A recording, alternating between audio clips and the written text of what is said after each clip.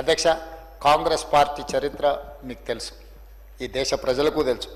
Doctor Babasaheb Ambedkar గారిని రాజ్యాంగ నిర్మాతగా, రాజ్యాంగం రచించడంలో చైర్మన్గా వారిని నియమించడంతో మొదలుపెట్టిన పండిత్ జవహర్లాల్ నెహ్రూ గారు మొదటి క్యాబినెట్లో డాక్టర్ బాబాసాహెబ్ అంబేద్కర్ గారిని న్యాయశాఖ మంత్రిగా నియమించడం జరిగింది అధ్యక్ష.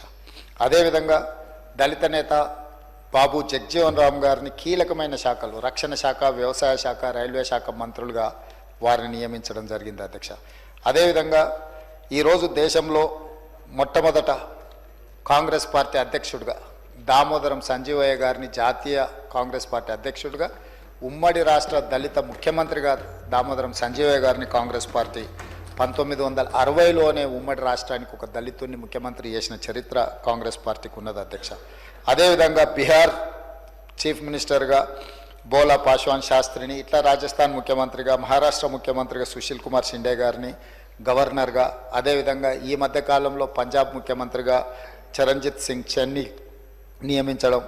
ఇదే కాకుండా తెలంగాణ రాష్ట్ర ఏర్పాటు ప్రక్రియలో పార్లమెంట్లో తెలంగాణ బిల్లును ఎన్నో ఒడిదుడుకుల్ని, అడ్డంకుల్ని, చాలా గందరగోళాన్ని ఎదుర్కొని తెలంగాణ బిల్లును ఆమోదించిన లోక్సభ స్పీకర్గా శ్రీమతి మీరా కుమార్ గారిని కాంగ్రెస్ పార్టీ నియమించింది.